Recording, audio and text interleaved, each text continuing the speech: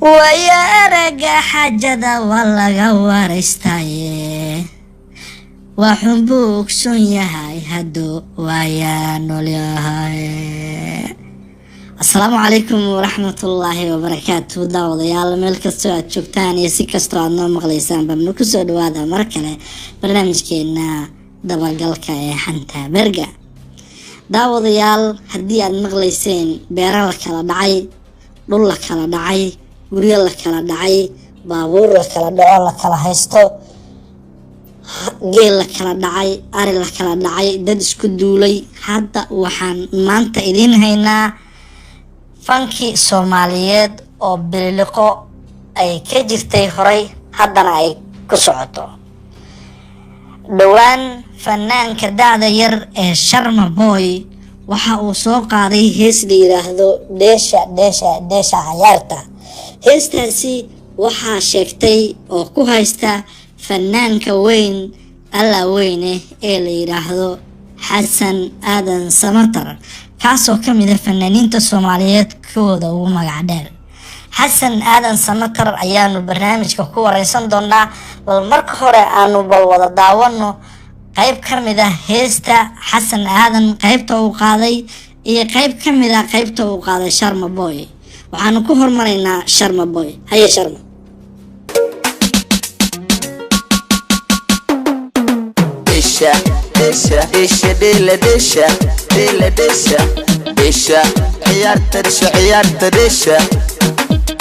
ciyaartu waxay dhadhan tahay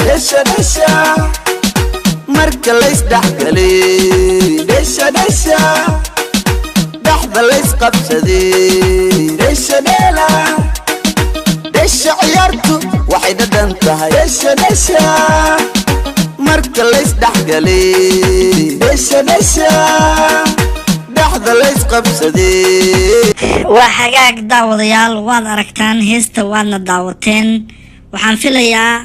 inaad iga sugaysaan bal inaan iyadana wada dhageysano ama aan wada daawano Xasan Aadan Samatar iyo heestiisa. xasan haye. cayaartu waxay dhadhan marka la isdhexgalay dhexda la isqabsaday dheesha cayaartu waxay dhadhantaa marka la isdhexgalay dhexda la isqabsaday dhinaci sukuurka cadbadhan u liica dhifashada gaaban dhabaan u ciyaare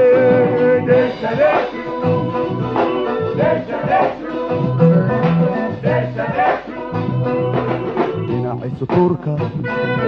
cadbadhan u liica dhifashada gaaban dhabaan u ciyaare. daawadayaal sidaad u jeedaan waxaad wada daawateen labada heesood. waxaadna dareemi kartaan labadaasi heesood waqtiyada la kala qaaday iyo dadka kala qaaday fanka sida ay usoo kala horeeyeen. Xasan Aadan Samatar fanaanka weyn alla weyne ayaa isagoo ku sugan magaalada Jabuuti, caasimada dalka Jabuuti. waxaanu ku wareysanay barnaamijka dabagalka ee xanta berga. marka hore bal Xasan waxaad ku soo dhawaataa barnaamijka dabagalka ee xanta berga. marka labaadna bal waxaad nooga warbixisaa waa sidee xaaladda guud ee dalka Jabuuti, cimilada maanta ma kuleyl baa mise waa qabow, iyo xaaladaada caafimaad ee adiga. kuna soo dhawo barnaamijka.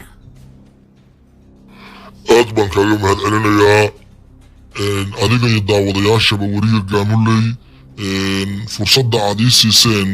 maanta inaan la hadlo barnaamijka dabagalka ee xanta berga. Jabuuti cimiladeedu aad bay iskaga wanaagsan tahay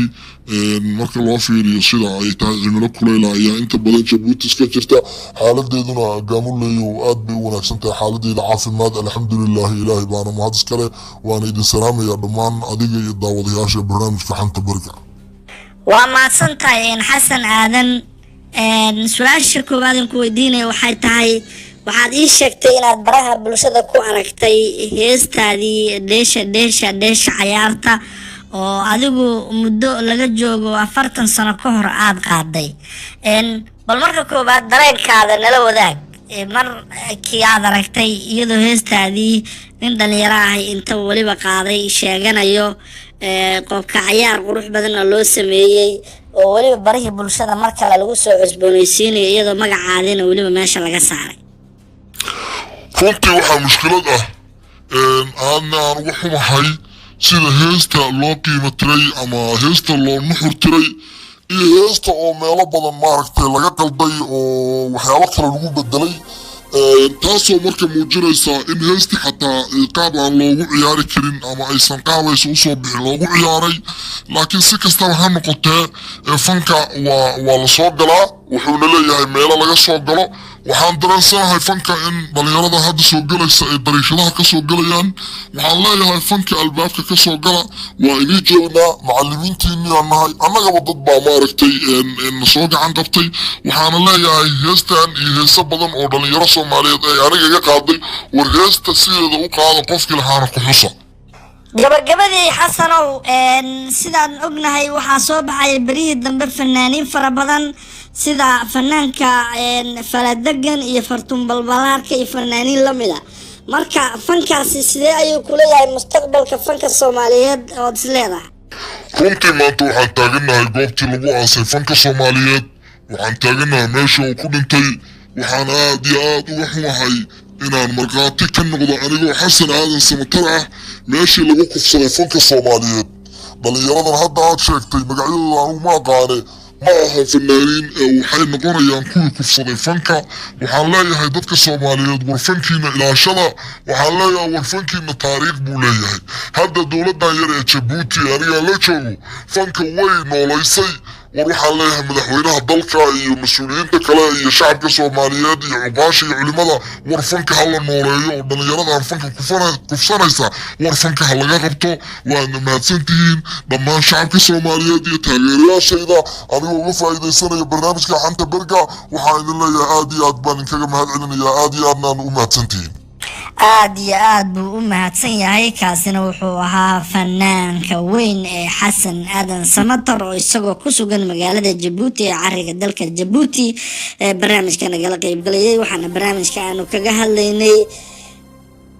hees uu dhacay boobay fanaanka Sharma Boy isla markaana uu isagoo isku qoray oo magaciisa ku xariiray heestaas oo la yiraahdo dheesha cayaarta ayaanu maanta kaga hadlaynay barnaamijka dabagalka ee xanta berga daawadayaal barnaamijka haddii aad la socotaan share gareeya NM24 YouTube iyo NM24 page Facebook inta aan ku kulmi doono barnaamijkan lamid waxaan kaga tagayaa sidaas nabadgelyo waa anigoo wariye gaamule waxaan leeyahay nabadino